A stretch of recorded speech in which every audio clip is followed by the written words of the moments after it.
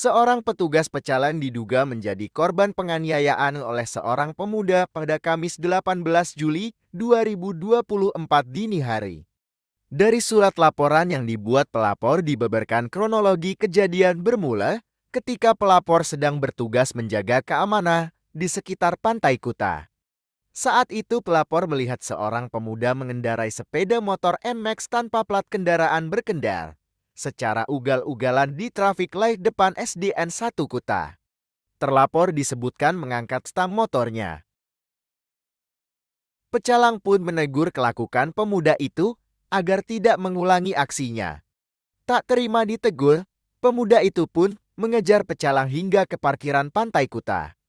Pemuda itu kemudian memukul kepala pecalang dari belakang. Saat akan bangkit, pelaku kemudian menjambak rambut pecalang, kemudian melayangkan pukulan ke kepala pecalang secara membabi buta. Teman-teman pecalang yang saat itu bertugas pun datang dan melerai aksi penganiayaan tersebut. Pelaku kemudian mengambil sepeda motor dan kabur.